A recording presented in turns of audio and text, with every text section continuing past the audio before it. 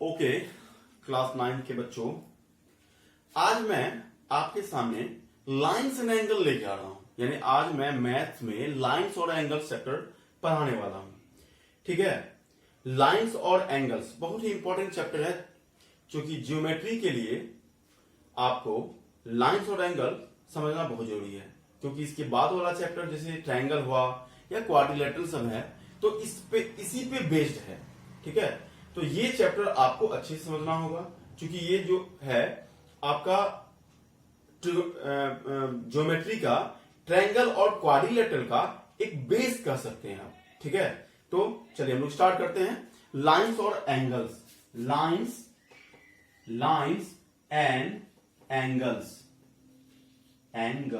ठीक है, lines and angles. सबसे पहले लाइन होता क्या है, लाइंस क्या है। लाइन के बारे में आप लोग बहुत पहले से पढ़ते आ रहे होंगे, 7 में भी पढ़े होंगे, 8 में भी पढ़े होंगे। ठीक है, लाइन जो है एक ऐसा लाइन सेगमेंट है, ठीक है, जब इसको एक्सटेंड कर देंगे अपोजिट यानी बोथ साइड, दोनों साइड में, इस साइड से भी और इस साइड से भी, जब एक्सटेंड करेंगे दोनों को, ठीक है, एक्सटेंड करते हैं दोनों साइड बोथ डायरेक्शन में, तो वो जो बना वो आपका क्या हुआ, लाइंस हो गया। यानी एक लाइन सेगमेंट को बोथ साइड एक्सटेंड करते हैं, बोथ डायरेक्शन में एक्सटेंड करते हैं, बढ़ा दिए, तो वो बन गया आपका लाइन। ठीक है, तो ये होता है लाइन। और एंगल क्या होता है, एंगल होता है एक कॉमन पॉइंट। ठीक है, एक कॉमन पॉइंट में, यानी सेम कॉमन पॉइंट में, ये पॉइंट दिख रहे हैं ना, ये सेम पॉइंट से अलग अलग डायरेक्शन में जो लाइन जाती है, जो रे जाएगी, ठीक है, when two rays originated from same points, ठीक है, या same in point, then an angle are formed। ये जो एंगल बना, ठीक है, ये जो एंगल बना वो कहां बना, ये सेम पॉइंट से देख रहे हैं ना, दो अलग अलग रे, ठीक है, तो उन दोनों के बीच जो ये देख रहे हैं वही हुआ आपका एंगल। यानी ये एंगल है और ये लाइंस है। तो हम लोग अभी लाइंस और एंगल्स के बारे में पढ़ रहे हैं। ठीक है, अब एंगल्स के बारे में बात करते हैं। तो एंगल्स के बारे में आप लोग पढ़े भी हैं कि एंगल जो है बहुत सारा टाइप का होता है। एक्यूट एंगल पढ़ते हैं, ऑब्ट्यूज एंगल पढ़ते हैं, राइट एंगल पढ़ते हैं। तो सबसे पहले एक्यूट एंगल के बारे में जानते हैं। एक्यूट एंगल क्या होता है, ऐसा एंगल जो 90 डिग्री से कम हो, 90 डिग्री से कम वाला यानी एक्यूट। 90 डिग्री हो तो वो हो गया आपका राइट एंगल, और 90 से अधिक हो, ठीक है, एक एंगल, तो वो हो गया आपका ऑब्ट्यूज एंगल। ठीक है, ये तो हुआ एक्यूट एंगल, राइट एंगल और ऑब्ट्यूज एंगल। उसके बाद आता है स्ट्रेट एंगल।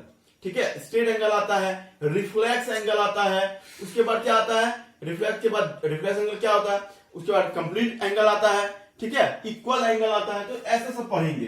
सबसे पहले स्ट्रेट एंगल क्या होता है। स्ट्रेट एंगल यानी कि ऐसा एंगल जो 180 बनाए, है ना, 180 बनाए, उसको क्या बोलते हैं, स्ट्रेट एंगल बोलते हैं। ठीक है, 180 है ना, जिसका मेजर 180 हो वो स्ट्रेट एंगल हो गया। रिफ्लेक्स एंगल क्या होता है, reflex angle less than 180 but more than 360।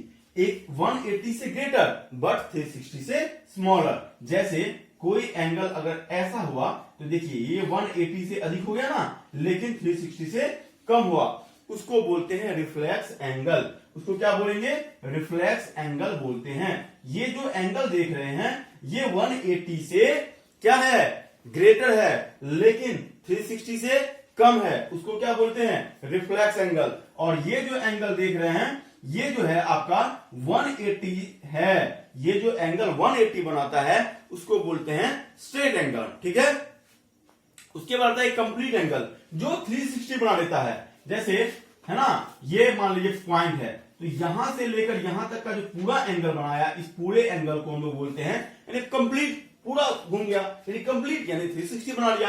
यानी जो कंप्लीट एंगल होता है वो 360 होता है। ठीक है, एक होता है इक्वल एंगल। जैसे मान लीजिए कि कोई इक्वल एंगल क्या हुआ, मान लीजिए जैसे एंगल को आप बाइसेक्ट करते हो ना, एंगल बाइसेक्ट, तो एंगल जब बाइसेक्ट करोगे तो यहां पे इन दोनों के बीच जो एंगल बनता है ये इक्वल एंगल बनाता है। इन दोनों के बीच जो एंगल बना वो इक्वल एंगल, यानी कोई एक एंगल को बाइसेक्ट करते हैं।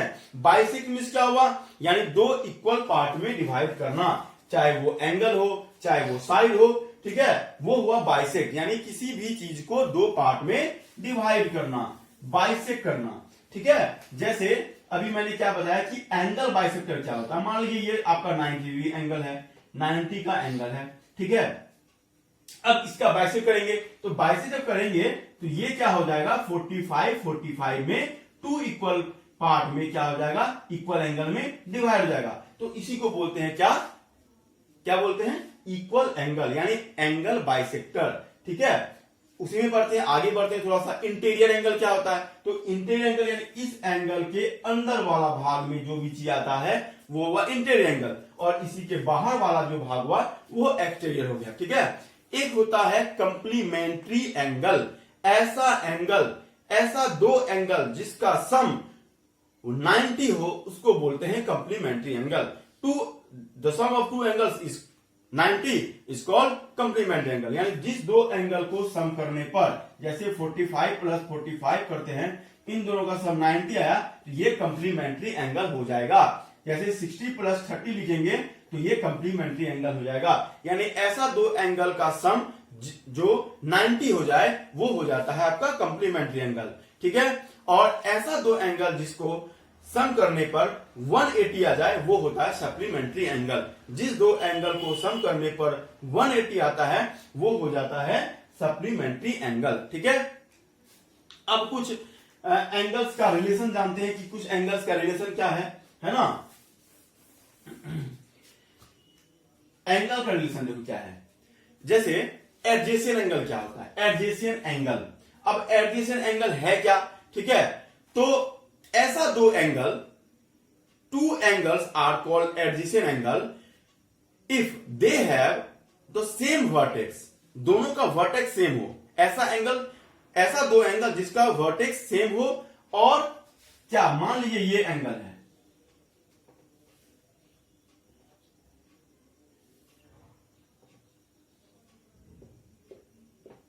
अब बताइए इसका वर्टेक्स क्या है, इस दोनों एंगल का वर्टेक्स क्या है, सेम है, ठीक है, सेम है।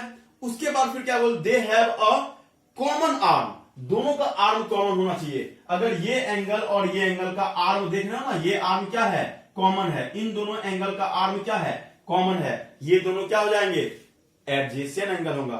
और क्या, नॉन कॉमन आर्म जो होता है वो भी either side of the common arms, जैसे कि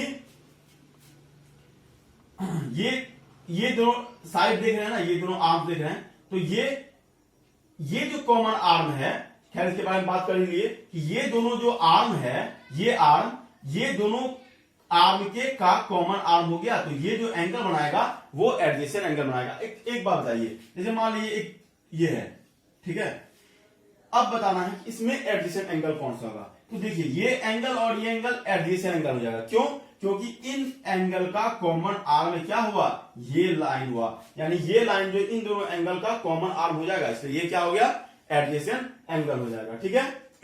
या ये एंगल और ये एंगल, या ये एंगल कह सकते हैं, तो ये सब क्या हुआ, एडजेसेंट एंगल हुआ, ठीक है।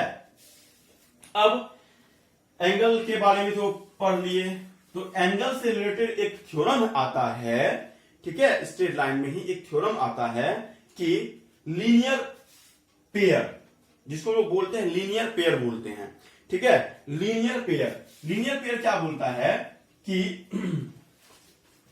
कोई स्ट्रेट लाइन में, ठीक है, क्या बोलता है लीनियर पेयर में कि इफ अ रे स्टैंड ऑन अ लाइन, अगर कोई एक रे लाइन पर स्टैंड है, ठीक है, then sum of the adjacent angle so formed is 180, यानी कि कोई एक लाइन है, ठीक है, इस पे अगर कोई एक रे या कैसा लाइन, ठीक है ना, रे इस तरह से अगर है तो इन दोनों का सम जो होगा वो 180 होगा, ये प्रूफ करना है। ए बी और ये ले लेते हैं C, ये हो गया O। ठीक है, टू प्रूव दैट इसको हम लोग लीनियर पेयर बोलते हैं, लीनियर पेयर। इसका बहुत यूज होगा आपको इस चैप्टर बनाने में, अभी भी और आगे भी। Linear pair, to prove that, ठीक है, angle AOC plus angle BOC is equal to 180, ये आपको प्रूफ करना है। Angle AOC plus angle BOC is equal to 180 proof करना है। सबसे पहले यहां पे क्या करते हैं, एक कंस्ट्रक्ट कर लेते हैं, कंस्ट्रक्ट करते हैं। कंस्ट्रक्ट क्या करेंगे, एक 90 डिग्री का यहां पे एक एंगल ड्रॉ करेंगे, यानी कि क्या ड्रॉ करते हैं, DO is perpendicular to AB। क्या ड्रॉ किए कि DO जो है AB पे परपेंडिकुलर है, यानी ये 90 डिग्री होगा। ठीक है, अगर ये DO जो है AB पे परपेंडिकुलर हुआ तो AOD, इसलिए क्या हो जाएगा, angle AOD is equal to 90 and angle BOD is equal to 90 होगा, ऐसा। ठीक है, अब क्या प्रूव करना है कि दोनों एंगल का जो सम है वो 180 होगा। ठीक है, अब देखिए यहां पे हमको क्या प्रूव करना है, AOC और BOC का सम 180 होगा। सबसे पहले यहां जो प्रूव करना है उसको देखिए, AOC है तो AOC को हम लोग क्या लिख सकते हैं, ठीक है, AOC, एंगल AOC है, यहां पे जो देख रहे हैं प्रूव करना उसको लीजिए। AOC को क्या लिख सकते हैं, इसको लिख सकते हैं angle AOD plus angle DOC। जो प्रूफ करना है उसी के अनुसार हम काम कर रहे हैं। AOC यहां चाहिए था, AOC इक्वल टू क्या लिख सकते हैं इस फिगर के अनुसार, AOD प्लस DOC, ऐसा तो लिख सकते हैं ना, इन दोनों का सम AOC होता है। ठीक है, इसको मान लेते हैं इक्वेशन 1। फिर देखिए अब चाहिए क्या, BOC, फिर लिखते हैं BOC इज इक्वल टू, अब BOC को आप क्या लिख सकते हैं इसके अकॉर्डिंग, यानी लिख सकते हैं क्या, angle BOD minus angle DOC, ऐसा लिख सकते हैं।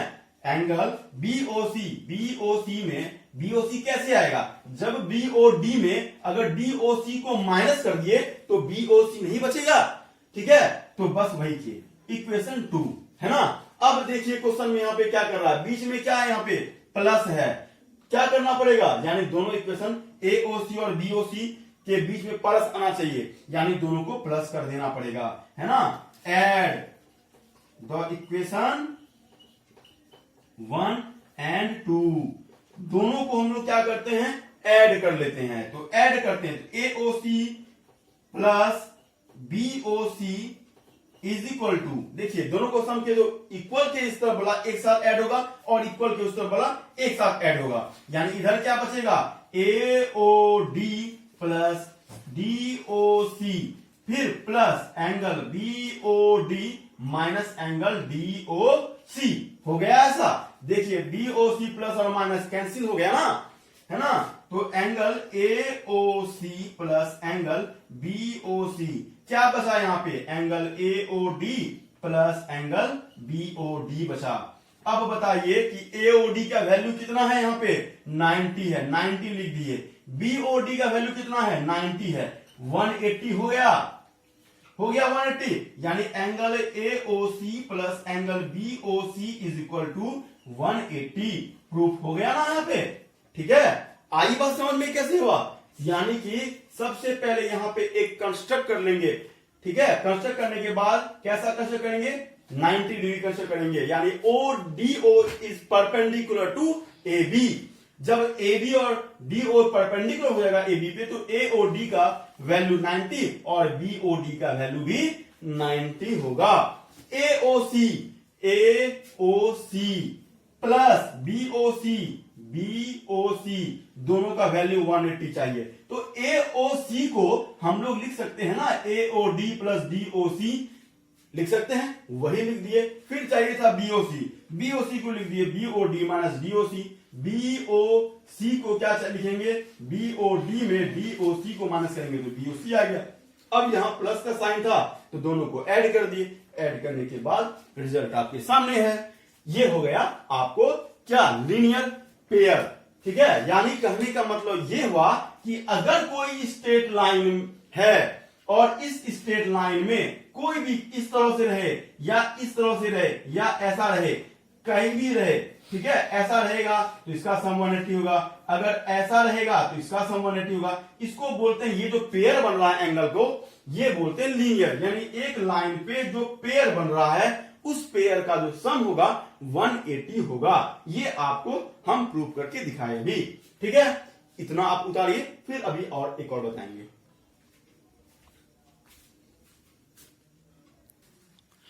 ओके बच्चों, तो आप लोग उतार लिए होंगे। तो अब हम लोग आगे पढ़ते हैं। लीनियर पेयर के बाद क्या पढ़ेंगे, एक और थ्योरम है। क्या बोलता है उस थ्योरम में कि prove that the sum of all the angles around a point is 360। Prove that the sum of all angles around a point, all angles around a point is 360। ठीक है, ये प्रूफ करना है।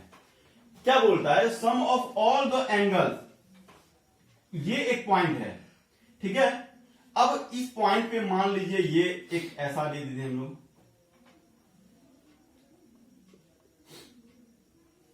इस तरह कर दिए, इस तरह कर दिए,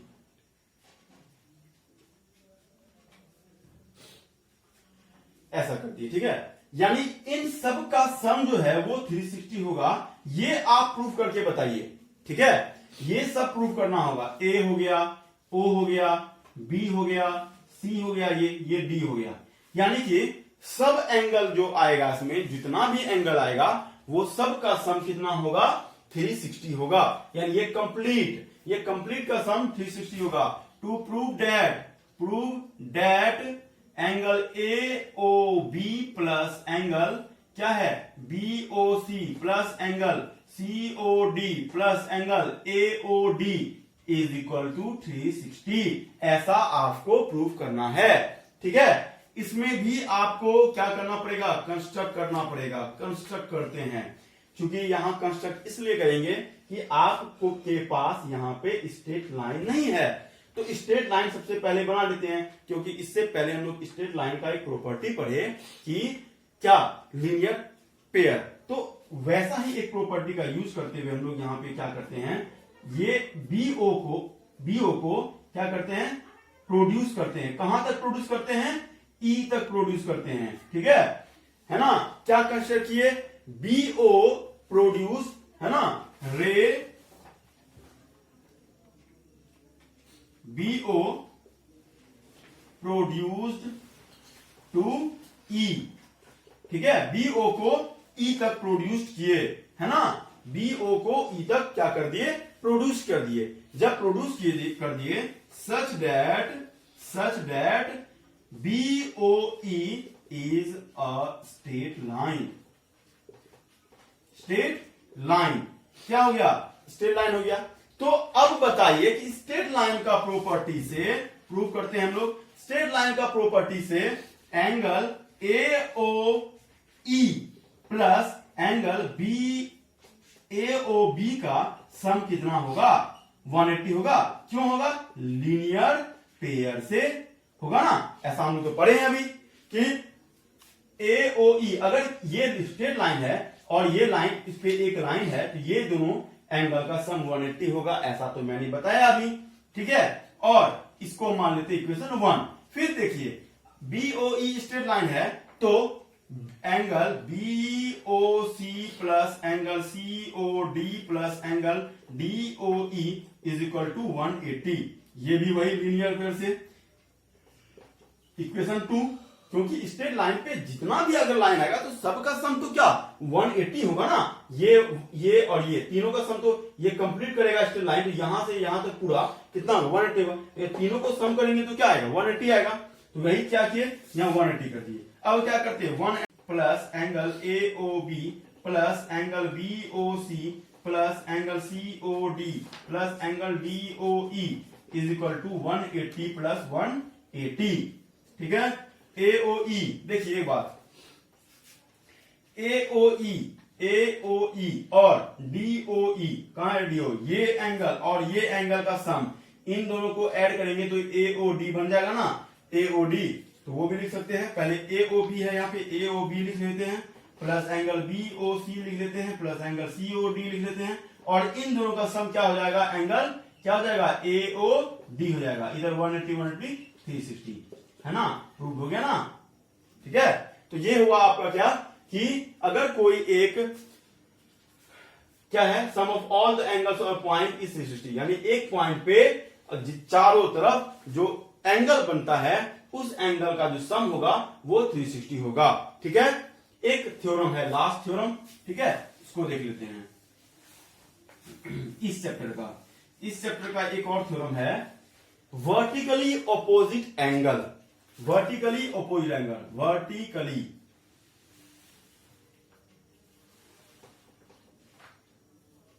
एंगल, वर्टिकली ऑपोजिट एंगल, यानी कि अगर दो रे इंटरसेक्ट करता है कुछ इस तरह से, ठीक है, तो जो एंगल फॉर्म हुआ, ये एंगल और ये एंगल इक्वल होगा, या ये एंगल और ये एंगल जो होगा इक्वल होगा, इसी को बोलते हैं vertically opposite angle. A B ये C और ये D, यानी कि to prove that angle AOC is equal to angle BOD हो जाएगा, या नहीं तो angle AOD is equal to angle BOC हो जाएगा। ये आपको प्रूफ करना है।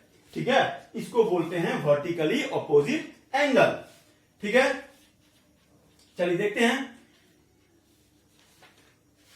AOB एक स्ट्रेट लाइन है, AOB is a straight line,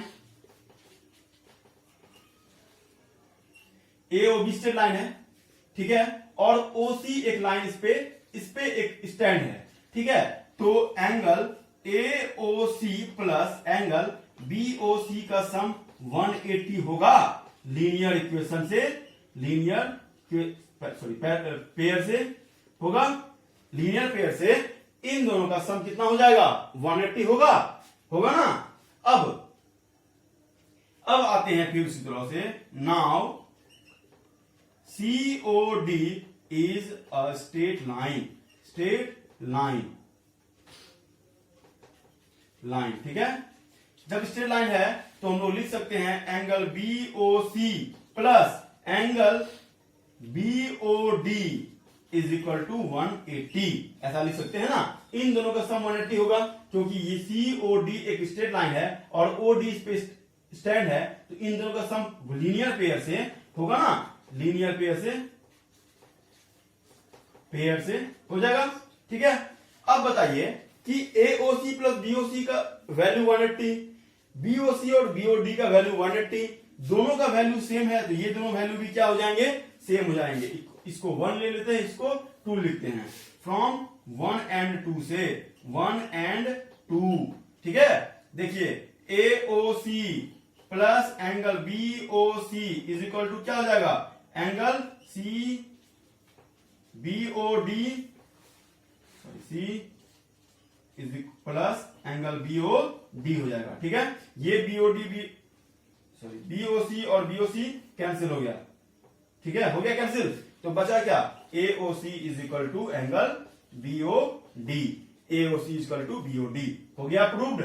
ठीक है, सिमिलरली ये भी आपका क्या हो जाएगा, वैसा ही प्रूव हो जाएगा। ठीक है, तो ये हम लोग क्या पढ़े, वर्टिकली अपोजिट एंगल को प्रूव करने के बारे में। ठीक है ना।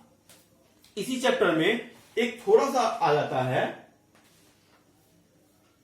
पैरेलल लाइन के बारे में। ठीक है, पैरेलल लाइन के बारे में, तो पैरेलल लाइन और उससे रिलेटेड जो थ्योरम है वो मैं आपको प्रूव करके दिखाऊंगा नेक्स्ट क्लास में। फिलहाल आप अभी इतना ही समझिए। ठीक है, तो आपको अभी मैंने पढ़ाया एंगल्स के बारे में, लाइंस के बारे में, जितना भी एंगल है उसके बारे में बताया। उसके बाद क्या है, मैंने 2-3 थ्योरम बताया आपको। एक क्या हुआ, लीनियर पेयर के बारे में, कि अगर कोई एक स्ट्रेट लाइन है तो उस स्ट्रेट लाइन पे कोई एक लाइन स्टैंड है तो उन दोनों का जो पेयर का जो एंगल होगा उनका सम 180 होगा।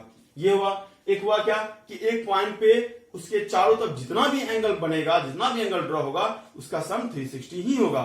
ठीक है। और तीसरा क्या बताए, वर्टिकली अपोजिट एंगल। ठीक है, तो वर्टिकली अपोजिट एंगल इसी को बोलते हैं वर्टिकली अपोजिट एंगल। ठीक है, तो ये हुआ लाइंस और एंगल्स के बारे में। ठीक है, इतना आप लोग पहले कीजिए, उसके बाद हम लोग नेक्स्ट क्लास में और भी पता करते हैं। ठीक है, ओके, थैंक यू।